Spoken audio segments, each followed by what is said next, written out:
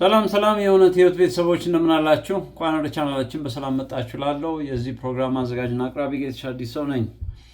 ውድ የፕሮግራማችን ተከታታዮች እንግዲህ በዚህ ቻናል አልፎ አልፎ የጌታ ኢየሱስ በህይወት ዘመኔ በተለይ ደግሞ በስደት ላይ ስላደረገልኝ እርዳታ ድጋፍ የምዘክርበት ቪዲዮ አለ፣ ፕሮግራም አለ። ከዚህ በፊት የስደት ጥግ ብዬ የተለያዩ እንዴት ከአውቶቡስ ተራ መርካቶ እስከ ካናዳ ካልጋሪ ድረስ እንደመጣው ብዙ ተርኬያለሁ።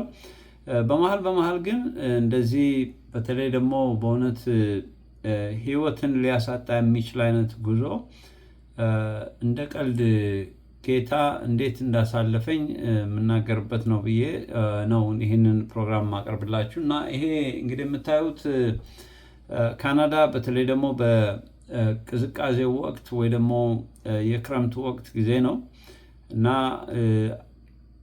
ክረምት በጣም አስደንጋጭ ነው በተለይ ካናዳ ውስጥ። እና እንግዲህ አሁን የምነግራችሁ ታሪክ የሆነው በክረምት ስለሆነ ነው እና እግዚአብሔር እንዴት እንዳስመለጠኝ ከሞት ለመናገር ለሱ ክብር ለመናገር ፈልጌ ነው ይህንን ፕሮግራም ያዘጋጀሁት። እና እንግዲህ ከዚህ በፊት ለማታውቁኝ ከአውቶቡስ ተራ ካናዳ መርካቶ እስከ ካልጋሪ ካናዳ ድረስ በወሰን ቱ ወሰን እያረኩኝ ነው የደረስኩት። እና እንግዲህ በጣም አስገራሚ የሆኑ ብዙ ነገሮችን አሳልፌያለሁ እና በእውነት እንደ እግዚአብሔር ያለ ደግ የለም። በእውነት በእግዚአብሔር ምሕረት ነው ያለሁት እንጂ እንደ ጠላት ሀሳብ ቢሆን ኖሮ ገና ድሮ ተበልቼ ታሪክ ሆኜ ቀርቼ ነበረ። እና አሁን ይህንን የምነግራችሁ ምንድን ነው፣ በእግዚአብሔር ላይ ሰው ተስፋ መቁረጥ የለበትም። ሁልጊዜ እግዚአብሔር ይጠብቀናል በምንሄድበት። ግን ዋናው ትልቁ ነገር ግን እግዚአብሔር እንደሚጠብቀን ማወቅና ሪኮግናይዝ ማድረግ፣ በዛ ላይ ደግሞ ስላደረገልን ነገር እንደዚህ ወጥተን መናገር፣ ይሄ ደግሞ ለእግዚአብሔር ክብር ነው የሚሆነው ማለት ነው። እኔም በዛ ሞቲቭ ነው አሁን እየተናገርኩ ያለሁት ማለት ነው። እና ጊዜው ወደ ታሪኩ ልመለስና ጊዜው እንግዲህ አሜሪካ 7 ዓመት ከቆየው በኋላ ወደ ካናዳ ለመምጣት የወሰንኩበት ጊዜ ነበረ። እንግዲህ አብዛኛው ነገሩ የተያዘው መጀመሪያ ከእድሜ ጋር ነበረ። ወደ ካናዳ ለመምጣት እንግዲህ ትንሽ ወደኋላ ለትንሽ ጊዜ ልንደርደርና ወደ ጌታ መንግስት ከመጣው በኋላ ወይ ደግሞ ኢየሱስ ክርስቶስን አዳኝ አድርጌ ከተቀበልኩ በኋላ በጣም የሚገርማችሁ ነገር አብዛኛው ነገር በህልሜ ነው ማየው። ሊሆን ያለውን ነገር ሁሉ በህልሜ አየዋለሁ። እና በህልሜ አይቼ ወደ ካናዳ በህልሜ ስገባ አየሁኝ። ከዛ በኋላ ነው ያንን ህልም ተከትዬ በቃ አሁን እግዚአብሔር ወደ ካናዳ ሂድ እያለኝ ነው ብዬ ወስኜ የሄድኩት። እና ወደ ካናዳ የመጣሁበት ጊዜ የሚገርመው ወደ ማርች አካባቢ ወይ ደግሞ መጋቢት አካባቢ ነው። እና መጋቢት የካናዳ አየር ማለት ቅዝቃዜው ገና መሀል ላይ ነው ማለት ይቻላል። እንግዲህ ዛሬ ላይ ሳየው መጋቢት ማለት በቃ ያው ዲሴምበር ጃንዋሪ ላይ ይጀምራል። ጥር ላይ ይጀምርና ከዛ በኋላ መጋቢት ማለት ብዙም ሳይርቅ ነው የሚሆነው ማለት ነው። እና እኔ ግን በቃ የእግዚአብሔር መንፈስ ተጓዝ ስላለኝ እሱ ተጓዝ ካለኝ ምንም ችግር የለውም ብዬ ነው በማርች ላይ ወደ ካናዳ ለመሄድ የወሰንኩት ማለት ነው። እና እንግዲህ ልክ ከአሜሪካ በኒውዮርክ በኩል ነው የገባሁት። በኒውዮርክ በኩል ስገባ አውቶቡስ ይዤ ወደ ካናዳ ቦርደር ነው የሄድኩት። ወደ ካናዳ ቦርደር ሲሄድ ምንድን ነው የሆነው? የገባሁት ወደ 3 ሰዓት አካባቢ ነው፣ ወይ ደግሞ በኢትዮጵያ አቆጣጠር 9 ሰዓት ከሌሊቱ ነው እዚህ የፕላትስበርግ የሚባል ቦርደር ላይ የደረስኩት ማለት ነው። እና ፕላትስበርግ የሚባለው በአሜሪካና በካናዳ በሞንትሪያል በኩል ያለ የድንበር ከተማ ነው። እና በዚህ ቦታ ላይ የሄድኩ እያለ እንግዲህ በአውቶቡስ ነው የሄድኩት ከኒውዮርክ ወደዚህ ቦታ ፕላትስበርግ የሚባል ቦታ ላይ ስደርስ ስንት ሰዓት ሆኗል? ኦልሞስት ወደ 3 ሰዓት አካባቢ ካልተሳሳትኩኝ ወደ 3 ሰዓት አካባቢ ነው የተጓዝኩት። ወደ 3 ሰዓት ከተጓዝኩ በኋላ ነው 3 o'clock ላይ ፕላትስበርግ የሚባል ቦታ የደረስኩት እና ቦታው ድቅድቅ ያለ ጨለማ ነው፣ ሜዳ ነገር ነው እና ኃይለኛ ቅዝቃዜ አለ እና በረዶ ጀምሯል። እና እኔ እንግዲህ አሜሪካ በጣም እንደ ካናዳ የዛን ጊዜ እኔ ስኖርበት በነበረበት ጊዜ እንዳሁኑ አልተበላሸም ነበር የአሜሪካ ዌዘር እና ካናዳ ነው በቅዝቃዜው የሚታወቀው እንጂ አሜሪካ አይታወቅም። እና እኔ የምኖርበት የነበረው ዳላስ ቴክሳስ ስለነበረ ያ ሞቃታማ ቦታ ነው፣ ብዙም የበረዶ እንትን አይታይበትም። እና ወደ ካናዳ ቦርደር አካባቢ የጠጉ የአሜሪካ ግዛቶች አው በደንብ በበረዶ ያገኛቸዋል። ያ ግን በጣም ርቀት ስለነበረ ስለ በረዶ ምንም ኤክስፔሪየንስ የለኝም። ሰምቻለሁ ፍሮስት ባይት የሚባል ወይ ደግሞ በቅዝቃዜ ምክንያት እጅ ይቆረጣል፣ እግር ይቆረጣል፣ እንደዚህ አይነት ታሪክ ሰምቻለሁ። እና እኔ ወደ ካናዳ ለመሄድ ከመወሰኔ በፊት ከ2 ወር በፊት 2 ጋኒያን እንግዲህ እዚህ ላይ ፎቶግራፋቸውን አወጣዋለሁ። 2 የጋና ዜጋ ያላቸው ከአሜሪካ ትራምፕ ውጡ ሲል ቀጥታ እነሱ ወዴት ነው የመጡት ማለት ነው? ወደ ካናዳ ይመጣሉ። የመጡበት ጊዜ ግን ክረምቱ በጀመረበት ጊዜ ነው የመጡት። ክረምቱ በጀመረበት ጊዜ በሞንታና በኩል ነው የመጡት እና በሞንታና በኩል ሲሄዱ ለረዥም ሰዓት በእግራቸው ሄደው ስለነበረ ቅዝቃዜው በጣም ጎድቷቸው ስለነበረ ሁለቱም እጃቸው ተቆርጠዋል። እና ይህን ታሪክ ሰምቻለሁ አሜሪካ እያለሁ ማለት ነው። እና እንግዲህ እነሱ የሄዱት እንዳልኳቸው ወደ ዲሴምበር፣ ታህሳስ፣ ጥር አካባቢ ነው። እኔ ደግሞ በመጋቢት ነው ለመሄድ የወሰንኩት እና ህልሜን ስላየው እና መንፈስ ቅዱስ በቃ ተዘጋጅ ሂድ ስላለኝ በቃ የእግዚአብሔር መንፈስ ተማምኜ ነው የሄድኩት። እና ደግሞ የመንፈስ ቅዱስ ምሪት ትክክል እንደሆነም ያረጋገጥኩበት ባለቤቴ ኦልሬዲ የካናዳ ፕራይም ሚኒስትር ትራምፕ የሚያባረራቸው ሰዎች ወደዚህ ኑ ብሎ ጥሪ አድርጓል አለች። እንግዲህ ይሄ ደግሞ ሌላ ኮንፈርሜሽን ነው ማለት ነው። ስለዚህ በህልሜ ያየሁት ነገር እና መንፈስ ቅዱስ የነገረኝ ነገር ትክክል ነው ማለት ነው ብዬ ወሰንኩ። እና እንግዲህ እንዳልኳችሁ ወደ ክርስቶስ ዓለም ስትመጡ እግዚአብሔር በራሱ ቋንቋ ያናግራችኋል። በቃ እናንተ በሚገባችሁ ቋንቋ ያናግራል። እና እኔ ብዙ ነገር በህልም ነው እስከዛሬ ድረስ እስካሁን ድረስ አንድ ነገር ስፈልግ ቀድሜ ጌታ ሆይ ስለዚህ ነገር ምን ትላለህ እላለሁ። በሌሊት ላይ ህልም እቀበላለሁ። ከዛ በኋላ ያ ነገር ሲሆን አየዋለሁ። አሜሪካም ተለማምጄዋለሁ። አሁንም እዚህ ካናዳ ውስጥም እንደዚሁ ነው የምኖረው። እና የክርስትና ህይወት በጣም በሚገርማችሁ ነገር መንፈስ ቅዱስ እየመራችሁ የምትኖሩበት ህይወት ነው። እውነት ነው። እውነተኛ ነገር ስለሆነ ነው ይህንንም ታሪክ እየነገርኳችሁ ያለሁት። እና ማርች ላይ እንግዲህ ማርች 13 ነው ወደ ካናዳ የመጣሁት። እና በዛ ሰዓት ስመጣ እንግዲህ ከኒውዮርክ ቅድም እንዳልኳችሁ ኒውዮርክ 9 ሰዓት አካባቢ ነው ይሄ ፕላትስበርግ የሚባለው ቦርደር ላይ የደረስኩት ወደ 3 o'clock አካባቢ ነው፣ ከሌሊቱ 9 ሰዓት ማለት ነው። እና ሌሊት የተጓዝኩበት ምክንያት ደግሞ የሰው አገር ለመግባት ብዙ ጊዜ ሌሊት ነው የምንጠቀመው እና ይሄ ጥሩ ጊዜ ነው። ስለዚህ ሳንያዝ ቀጥታ መግባት እንችላለን ብዬ ስላሰብኩ ነው። ብቻዬን ነበርኩኝ። ያው ብቻዬን ነኝ ብላችሁ ያው የማይታዩ መላእክቶች ከኔ ጋር ነበሩ፣ እንግዲህ ጌታ የላከልኝ ማለት ነው። እና ያው በአካል ግን ብቻዬን ነበርኩኝ። እና እዛ ስደርስ 3 o'clock ላይ በጣም የሚገርማችሁ ልክ እንደወረድኩኝ 2 ባለ ታክሲዎች ቆመዋል።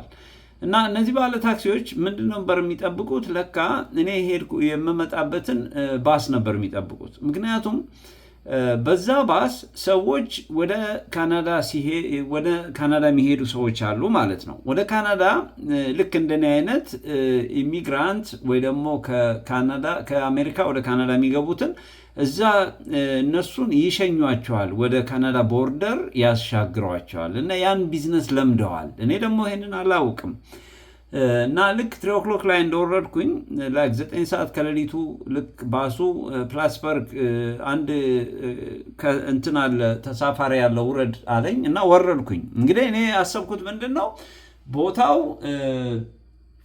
በደንብ እንትን ያለው አይነት ቦታ ነው የገመትኩት። ሱቆች፣ ቤቶች ምናምን ይኖራሉ ብዬ ያሰብኩት እና ቦታው በጣም በሚገርማቸው ነገር በበረዶ የተሞላ ነው። ምንም ሰው የሚባል ነገር የለውም። የሚገርመው በቃ ምንም ሰው የሚባል የለው እና በጣም ደነገጥኩኝ እንደወረድኩ ማለት ነው። ከወረድኩ በኋላ ግን ከፊት የነበረው ባለ ታክሲ ተቀበለኝ። ከዛ በኋላ ወዴት ነው የምትሄደው አለኝ። ወደ ካናዳ ነው የሚሄደው አልኩት። ስለው ፓስፖርት አለ እንዴ አለኝ። ነው ፓስፖርት የለኝም እና የጥገኝነት ልጠይቅ ነው የሚሄደው አልኩት። ስለው ኦኬ ኖ ፕሮብለም፣ እንደውም በጣም እድለኛ ነህ አለኝ። ለምን አልኩት። ስለው ምን አለኝ፣ ከኔ በኋላ ያለው ታክሲ ቢያገኝ ኖሮ $1000 ነበር የሚያስከፍለው ወደ የካናዳ ቦርደር ድረስ ለመሄድ። እኔ ግን 500 ብቻ ነው ማስከፍልህ እና እኔ ወስድሃለሁ አለኝ እና በጣም ገረመኝ። በቃ እንዴት ደስ እንዳለኝ አንደኛ ማስበው ነገር መሆኑ በጣም ገረመኝ እና ቅዝቃዜ እንዳይመስላችሁ በጣም ኃይለኛ ቅዝቃዜ ነበር በዛ ሰዓት እና ሰውየው ይዞኝ ሄደ። እንግዲህ ኦልሞስት እንደው ምናልባት ካልተሳሳትኩኝ ከአንድ ሰዓት ተኩል አካባቢ መኪና ነድቷል ማለት ነው። ልክ እዛ አካባቢ እንደደረስን አሁን ይሄ እንትን የምልህ ቦታ የአሜሪካኖች ኬላ ነው። እንግዲህ ከዚህ በፊት ምንም ወንጀል አልሰራህም አሜሪካ አለኝ። ምንም ነገር የሰራሁት ነገር የለም አልኩት። በቃ ምንም አይሉህም ከሀገራቸው የወጣ ስለሆነ ምንም አይሉህም አለኝ።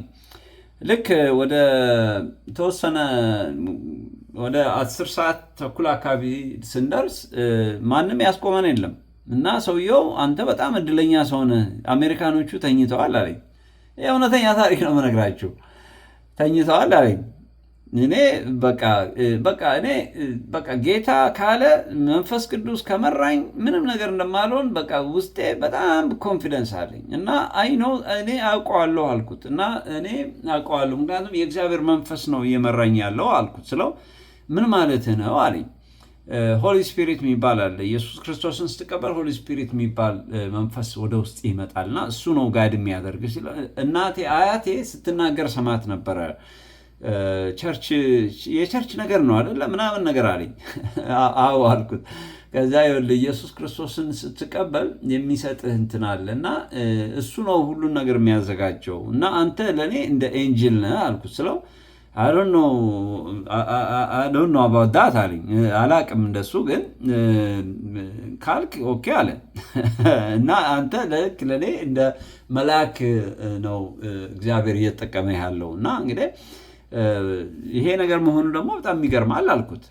አሁን ልክ እዛ ደረስን። እዛ እንደደረስን እንዳልኳቸው አሜሪካኖች ተኝተዋል። አለፈና ሄደ። ያስቆመው ሰው የለም። ከዛ ገሰገስን። ምንም ያህል አልሄድንም። ከዛ ከአሜሪካን ቦርደር ማለት ነው ኬላው የሚቆምበት ኬላ ላይ ትንሽ እንደሄድን እንግዲህ አለኝ አሁን የካናዳ ቦርደር እየደረስን ነው። እኔ መግባት ስለማልችል ፕላስ ደግሞ እኔም እዚህ ጋር ድሮፕ አድርጌ ብሄድ ልያዝ ስለምችል ቶሎ በፍጥነት ነው ድሮፕ አድርጌ የሚሄደው። ስለዚህ ትዘጋጃለህ አለኝ እና ከዛ በመሃል እንደዚህ ያወራን። በጣም እድለኛ ነህ እንደውም ሌላ አለኝ። ለምንድን ነው አልኩት። ስለው የሚገርምህ ነገር በጣም ኃይለኛ በረዶ ይመጣል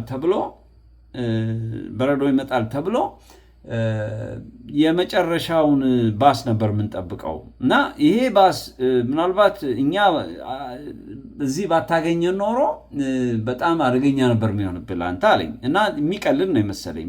ብዙ አቴንሽን አልሰጠሁትም። እዛ ማስጠንቀቂያ ተሰጥቶ ከ30 ዓመት በኋላ እንደዚህ አይነት በረዶ በዚህ ከተማ ውስጥ አልመጣም እና በጣም አደገኛ ነው ተብሎ ማስጠንቀቂያ ተሰጥቶ ሁሉ ሰው ቤቱ ነው ያለው። እኛ ለዚህ ይሄንን ባስ ስለምንጠብቅ ነው እዚህ ጋር እንትን ያልን፣ ለዚህ ነው አንተን ያገኘን። ግን ይሄን ባስ እኛን ባታገኝ ኖሮ ግን ምን እንደምታደርግ አላውቅም ነበር አለኝ። ከዛ በኋላ ነው ሰውየው ያለው እውነት መሆኑን የገባኝ ማለት ነው። እና ታሪኩም እዛ ላይ ዋናው ታሪክ ያለው እና ልክ ደረስን ካናዳ ቦርደር ላይ ምን አለኝ እሱ እንግዲህ እኔ ቶሎ ነው እንትን አድርጌ አሁን ክፈለኝ አለ። ከፈልኩት እዛው መኪናው ሳንደርስ ቦርደር ላይ ማለት ነው። ስለዚህ እኔ ቀስ አድርጌ ነው እንትን ማድረገው፣ አንተ ቶሎ ብለህ ትወርዳለህ፣ ምክንያቱም እኔ ከያዙኝ ችግር ውስጥ ስለምገባ ቦርደሩ ከመድረሱ በፊት ትንሽ እንደቀረ ነው ጥዬ የሚሄደው አለኝ። እና ምልክት ሰጥሃለሁ፣ ቦታው እንደዚህ አይነት ቦታ ነው አለኝ። ልክ እሱ የሚናገረው ነገር ህልሜ ካለው ጋር አንድ ማች የሚያደርግ ነው። በእውነት አሁን ይህንን ስናገር ብዙ ሰው ላያመኝ ይችላል። እኔ እውነተኛ ነገር ነው መነግራችሁ ያለሁት። እውነት የእግዚአብሔር ነገር እውነተኛ እንዴት እንደሆነ እንዴት ማች እንዳደረገ እኔ ከዛ በፊት ኤክስፒሪየንስ የለኝም እንዲህ አይነት ነገር። እና ልክ ቀጥታ ስትሄድ የሆነች ጠባብ መንገድ አለች። ከዛ በኋላ ልክ እንዲህ ስትታጠፍ ከዛ በኋላ እዛ ገባህ ካናዳ ገባህ ማለት ነው። እና ስትገባ ግን ምን ታደርጋለህ አለኝ። ካናዳዎች በጣም ጥሩዎች ናቸው፣ አይነኩም፣ ምንም ነገር አይሉ። እና እንዳትመለስ ቁም ይሉሃል፣ ተመለስ ይሉሃል። አንተ እንዳትመለስ የነሱን ቦርደር የነሱን ድንበር ከረገጥክ ምንም ነገር አትሆንም፣ ምክንያቱም ይቀበሉሃል፣ የዛን ጊዜ መሄድ ትችላለህ። እና እንዳትመለስ ብሎ አስጠነቀቀኝ ማለት ነው። ይሄ ሁሉ እንግዲህ እግዚአብሔር ያሳያችሁ። ምንም አይዲያ የለኝም፣ ምንም ሀሳብ አልነበረኝም። ከዛ በኋላ እንግዲህ እግዚአብሔር እንዴት ሰዎችን እንደሚያዘጋጅ መጨረሻ ላይ ልክ እንዳለው እንትኑ ጋር ስንደርስ አወረደኝ ማለት ነው። አወረደኝና ልክ እንዳለው እሱ በፍጥነት ሄደ። ከዛ በኋላ ልክ በምልክት እንደነገረኝ እና ህልሜንም እንዳየሁት አይነት ሜዳ ነገር ነው። ቀጥታ እየሄድኩ ያለ ልክ ወደ መታጠፊያ ነገር የሰው እግር ያለፈባት መንገድ አየሁ ማለት ነው። ሰውየው ነገረኝም ነው፣ በህልሜም ያየሁት ነው። ከዛ ዞር ብዬ እንደዚህ እንትን ስል ለካ ካናዳዎች ምን አድርገዋል፣ የሆነ መኪናቸውን እንደ ዛፍ ነገር አልብሰውት፣ በቃ መኪና አይመስልም እና እንደ ዛፍ ነገር አልብሰውት እዛ ውስጥ ቁጭ ብለዋል። ከዛ ልክ ቀጥ ያልኩ ልክ እንዳለኝ ዞር ብዬ ምናምን ስገባ ፓውዛ ከየት እንደመጣ አላቅም፣ 2 3 4 ፓውዛ። ይሄ የዓለም አቀፍ this is international border እና stay away where you are, stand up there, we are going to shoot you ምናምን እንመታሃለን፣ ይሄ እንትናችንን ቦርደራችንን አልፈህ እየሄድክ ነው ምናምን አሉኝ። ሰውየው ያለኝ ትዝ አለኝ፣ እንዳትቆም ብሎኛል፣ ቀጥታ ሂዳል። ከዛ ልክ ወደ ስመጣ ከኋላ ቦርሳ ይዤ ስለነበረ ፈሩኝ። ማለት እንግዲህ ፈንጂ ይዞ ይመጣል ብለው መሰለኝ። ከዛ በኋላ እዛው ቁም፣ አሁን የካናዳ ቦርደር ገብተሃል ምናምን ሲሉኝ ጊዜ አይ ገብተሃል ካሉኝማ በቃ ከዚህ በኋላ መቆም አለብኝ አልኩኝ። ቆምኩላቸው። ከዛ ወደኋላ ዙር አሉኝ። ከዛ በኋላ እንትን በል ወደኋላ እንደዚህ በልና እንትኑን አውጣ፣ ባጉን አውርደው ምናምን አሉ። ልክ ፊልም ላይ እንደምታዩት ልክ ይሄ ቦምብ የያዘ ሰው እንዴት ቴኬር እንደሚያደርጉ እና በጣም የሚገርም ነው። 2 3 ነው፣ ፓውዛ ነው፣ በጣም ፓውዛ ነው። ድብን ያለ ጨለማ ነው። ፓውዛውን ሲያበሩት ለቃ ቀን ነው የሚመስለው። እና በእንደዛ ሁኔታ እነዚህ ሰዎች ተቀበሉኝ ማለት ያዙኝ ማለት ነው። ከዛ ጠየቁኝ፣ ማን ምንድን አሉኝ። ከዛ ነገርኳቸው። ይሄ ሁሉ ሲሆን ግን በርቀት ነው። በጣም እነሱ በጣም ርቀት ሆኖ ነው እየተጫጫህን ነው የምንነጋገረው። ከዛ በኋላ ስነግራቸውና ያው ስደተኛ መሆኔ ምናምን ሲ ትንሽ እንትን ማድረግ ጀመሩ። ከዛ ቦርሳህን አስቀምጥና ቀጥታ ወደፊት ለፊት ና አሉኝ። ቦርሳዬን አስቀመጥኩኝ፣ ቀጥታ ወደ እነሱ ጋር ሄድኩኝ። ከዛ በኋላ ነው እኔን ከፈተሹ ካዩ በኋላ እንደገና ቦርሳውን ፒክ ያደረግ ነው ማለት ነው። እና በእንደዚህ አይነት ሁኔታ ከገባው በኋላ ትንሽ እንደቆየው በጣም በሚገርማችሁ ሁኔታ እንግዲህ አሁን ከዚህ በኋላ እንትኑን አሳያችኋለሁ ምን አይነት በረዶ ምን አይነት ስኖ የነበረበት ታይም ላይ እንደገባው እና እግዚአብሔር እንዴት ከእንደዚህ አይነት ስኖ እንዳስመለጠኝ ነው የምነግራችሁ። ልክ ሰዎቹ ተቀበሉኝ። ከዛ በኋላ ወደ 30 ደቂቃ አካባቢ ነዱ እነሱም፣ ምክንያቱም ከቦርደሩ ወደዚህ ቀይ መስቀል የሚያሳድርበት ቦታ ነበር።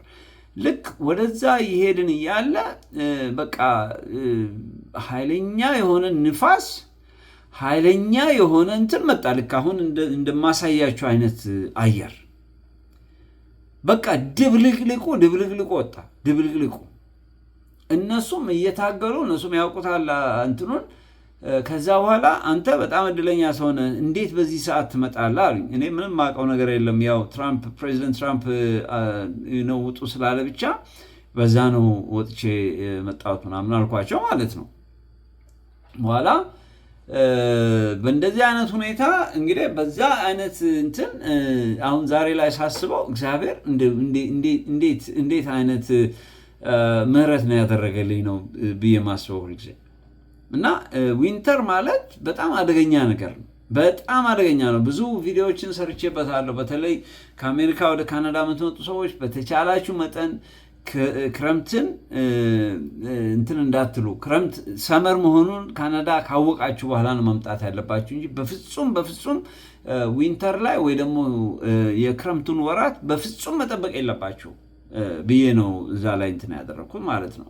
እና ሰዎቹ እንደዚህ ወሰዱኝ። ቀይ መስቀል ውስጥ ነው ያስገቡኝ። ቀይ መስቀል ውስጥ ገባው። እነሱ ተቀበሉኝና ለካ ጠዋት ላይ በጣም በሚገርም ሁኔታ በቃ አገሩ ራሱ አይታይም። ይሄ እንግዲህ የማሳያችሁ ቪዲዮ እንደው ከሌላ ቦታ ነው የወሰድኩት። ኦፍ ኮርስ ግን በቃ ኦልሞስት ተመሳሳይ ነው። በቃ ምንም የሚታይ ነገር የለም። ጨለማ ነው። ጠዋት አካባቢ ነው እንዳልኳቸው የገባሁት እና ሰዎቹን እንደምንም አድርገው ያዙኝ። የቦርደር እንትኖቹ ለቀይ መስቀል ሲያስረክቡኝ በቃ ከተማው እንደዚህ ድብልቅ ብሎ ጨልሟል በቃ። እና እግዚአብሔር እንዴት ምህረት እንዳደረገልኝ ልነግራችሁ ፈልጌ ነው። እና በእንደዚህ አይነት ሁኔታ መጨረሻ ላይ ወደ ይሄ መጠለያ ቦታ ወሰዱኝ። ከመጠለያው ቦታ ጠዋት ላይ እንግዲህ ኦልሞስት ነጋ ማለት ነው። ከነጋ በኋላ ኦልሞስት ያው ትንሽ የተወሰነ ያህልተኛው ጠዋት አካባቢ ነው የገባሁት። ከዛ ጠዋት ላይ ስነሳ በጣም የሚገርማችሁ ነገር አገሩ በበረዶ ተሸፍኖ ሰው ሲያልፍ ጭንቅላቱ ብቻ ነው የሚታየው። በቃ ጭንቅላቱ ምንም የሚታይ ነገር የለም። በቃ በጣም በሚገርም ሁኔታ አገሩ ተደፍኗል በቃ። እና ቁርስ ሊያመጣልን ያለው መኪና መግባት ስላልቻለ በቃ ትላንትና ሌፍት ኦቨር ይሉታል፣ ትላንትና የተረፈ ምግብ አለ ምናምን ብለው እንደሱ አይነት ምግብ ነው የሰጡ። የሚገርማቸው ከዛ እሱም በለን ጠዋት ላይ በቃ ከተማውን ወደ ማታ አካባቢ ሳየው በጣም በሚገርማችሁ ሁኔታ እግዚአብሔር በቃ እንደታደገኝ የገባኝ የዚህ ጊዜ ነው። እና በእንደዚህ አይነት ሁኔታ ነው ወደ ካናዳ የገባሁት። እና እነዛ በጣም ምስኪን ሰዎች በጣም አሳዘኑኝ። አይደለም እጅ መቆረጥ ምናልባትም ደግሞ ሐውልት ሆኖ መቅረትም ነበረ ማለት ነው። ስለዚህ ዋናው ትልቁ ፖይንት ምንድን ነው? መጽሐፍ ቅዱስ ሲናገር እስራኤልን የሚጠብቅ አይተኛም አያንቀላፋም ይላል። ምን ማለት ነው? እስራኤል የተመረጡ ዜጎች ናቸው ይላል። የተመረጡ ሕዝቦች ናቸው ይላል መጽሐፍ ቅዱስ ላይ። እና ምን ማለት ነው? ሰዎች ወደ ኢየሱስ ክርስቶስ መንግስት በሚመጡ ጊዜ እግዚአብሔር በጣም እንትን ቃል የገባው እናንተን የነካ የዓይኔን ብሌን የነካ ይላል። እና በቃ የሆነ ፕሮቴክሽን ይሰማቸዋል። በጣም ይገርማል። በፊትም ብዙ ጊዜ ሰው አዎ እግዚአብሔር ይጠብቃል ምናምን ይላል። ይሄኛው ፕሮቴክሽን ግን በጣም በቅርበት የምታዩት ፕሮቴክሽን ነው። በጣም በቅርበት በቃ በደንብ ፊልም የምታደርጉት ነው። እና መንፈስ ቅዱስ በእውነት እውነት ነው። እውነት በመንፈስ ቅዱስ ነው ክርስቲያን የሚመላለሰው 100% በጣም በእርግጠኝነት ነው የነገርኳቸው ያለሁት። እና በህልሜ ያየሁትን መንገድ ነው ያየሁት። እግዚአብሔር ትገባለህ አለኝ። በእንደዚህ አይነት ዌዘር ውስጥ እግዚአብሔር አሳልፎ ዛሬ ካናዳ ላይ ለባለቤቴና ለልጄ እንድደርስ ለእግዚአብሔርም ክብር ደግሞ ዛሬ የእሱን ክብር እንዳወራ እግዚአብሔር እድል ሰጠኝ ልላችሁ ነው። ስለዚህ በዚህ ሰዓት በእውነት ነው የምነግራችሁ፣ ኢየሱስ ክርስቶስን አዳኝ አድርጋችሁ ያልተቀበላችሁ ሰዎች ኢንሹራንስ ያልገዛችሁ ሰዎች ናችሁ። ኢንሹራንስ፣ የህይወት ኢንሹራንስ ማለቴ ይሄ እስከ መቃብር ድረስ የምትወስዱት ኢንሹራንስ አይደለም ያልኳችሁ። ይሄኛው የክርስቶስ ኢንሹራንስ ከመቃብር በላይ ያለፈ ለዘላለም የሚያኖር ኢንሹራንስ ነው። ምክንያቱም የዘላለምን ህይወት ነው የምታገኙት። ስለዚህ በምድርም የእግዚአብሔርን በረከት የእግዚአብሔርን ጥበቃ አጠገባችሁ እያያችሁት ነው። በቃ በኮንፊደንስ ነው የምትጓዙት። ምንም የሚያስፈራችሁ ነገር የለም። ዓለም አሁን ነገ ትገለበጣለች፣ ነገ ይሄ ነገር ይፈጠራል፣ ነገ ይሄናል ቢባል እናንተ እግዚአብሔር የመረጣችሁ ህዝቦች እንደሆናችሁና እግዚአብሔር ሳያውቅ የሚሆን ምንም ነገር የለም። ቀድሞ የሚሆነውን ነገር ቀድሞ ይናገራል። በህልም እኔ እንደዚህ ነው እየሆነ ያለው፣ በቃ ሁልጊዜ ያስገርመኛል። ሊሆን ያለው ነገር ቀድሞ ይነግረኛል፣ ምልክት አለ። ከዛ ይሄ ነገር አንድ ነገር ሊሆን ነው ብዬ እግዚአብሔርን ከጠየቅኩት እግዚአብሔር በህልሜ ይነግረኛል፣ ያሳየኛል። ይሄ በፊት የሌለኝ ኤክስፒሪየንስ ነው።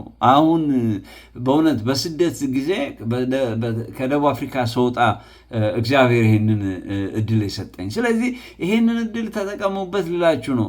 ቤትም ቦታ ያላችሁ ይህን ቪዲዮ የምታዳምጡ ኢየሱስ ክርስቶስን አዳኝ አድርጋችሁ ያልተቀበላችሁ በእውነት ነው የምነግራችሁ፣ ህይወታችሁ አደጋ ላይ ነው ያለው። የጊዜ ጉዳይ ነው። የጊዜ ጉዳይ ነው። አሁን ምንም ችግር የለም ልትሉ ትችላላችሁ። ግን በጣም አጣብቂ ነገር በሚመጣበት ጊዜ የዛን ጊዜ እግዚአብሔር ትጠሩታላችሁ። የዛ ጊዜ ቱሌት ነው የሚሆነው። መጽሐፍ ቅዱስ ሲናገር በጉብዝና ጊዜ ነው ፈጣሪን አስብ የሚለው መጽሐፍ ቅዱስ። የእግዚአብሔር እንደው ምህረት ካልደረሰላችሁ በስተቀር ሰው መጀመሪያ ለዚህ ነው በጉብዝና ጊዜ ፈጣሪን አስብ የሚለው። ደስ አይሉም የምትላቸው ቀኖች ከመምጣታቸው በፊት ነው የሚለው መጽሐፍ ቅዱስ። ስለዚህ አሁን እኔ የምነግራችሁ እኔም አልገባኝም ነበር። አሁን ከገባኝ በኋላ ግን ከእግዚአብሔር አብሮነት ምን ያህል ህይወታችንን ብዙ ነገር እንደሚያስተካክልልን ልነግራችሁ ነው። ስለዚህ በዚህ አጋጣሚ ኢየሱስ ክርስቶስን አዳኝ አድርጋችሁ አልተቀበላችሁ ተቀበሉ። ምናልባትም ደግሞ ምን ማለት ነው የምትሉኝም ኮሜንት ላይ ጻፉልኝ። ኢየሱስ ክርስቶስን አግኝቶ መጓዝ ምን ማለት እንደሆነ ኢንዳይሬክት ከእናንተም ጋር ኮሚኒኬት ማድረግ እችላለሁ። ምክንያቱም እኔም ለብዙ ዓመታት ፕራክቲስ ያደረኩትንና ከሱ ጋር መሄድ ከእግዚአብሔር መንፈስ ጋር መሄድ ምን ማለት እንደሆነ ስለገባኝ የገባኝን አስረዳችኋለሁ፣ ሼር አደርጋችኋለሁ ማለት ነው። ስለዚህ ስላዳመጣችሁኝ በጣም አመሰግናለሁ። ባላችሁበት ቦታ ኢየሱስ ክርስቶስ ይባርካችሁ። ኢየሱስ ክርስቶስ ትላንትናም ዛሬም ለዘላለም ጌታ ነው። ተባረኩልኝ። ጌትሻ አዲስ ሰው ነኝ። መልካም ጊዜ ይሁንላችሁ ብዬ እሰናበታለሁ።